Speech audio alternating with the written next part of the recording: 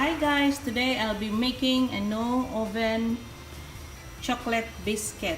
So I melted 180 grams of butter, 1/4 cup of honey, and 250 grams of dark bittersweet chocolate.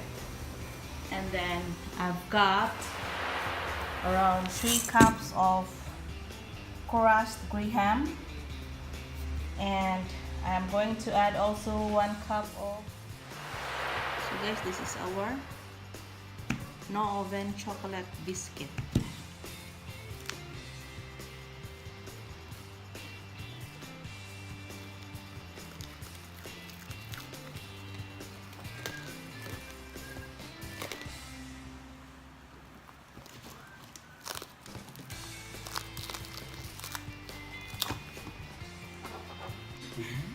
Hi guys, this is our finished product of our no oven chocolate cake or no bake chocolate cake or chocolate biscuit. This is a chocolate biscuit.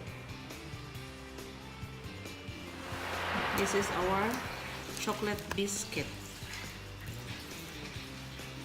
For love rejoices in the truth, not in the wrong.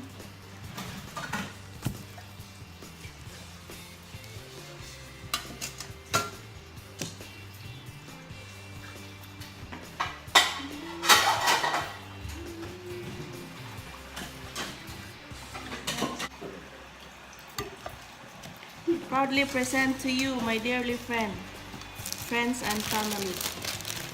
I've got a chocolate biscuit. That's my chocolate biscuit. So, magti-taste-taste na tayo ngayon, guys. So,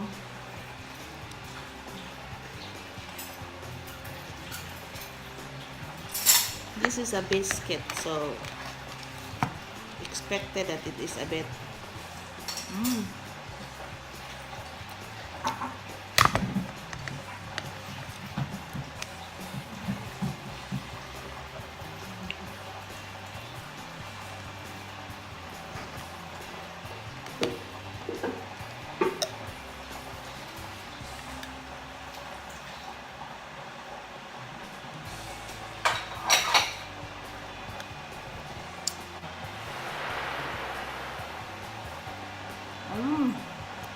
ang sarap.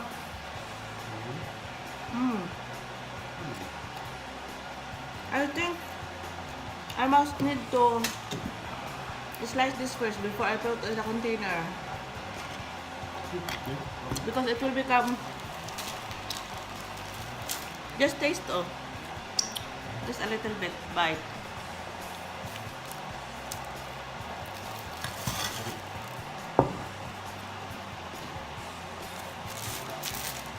No, nice, no?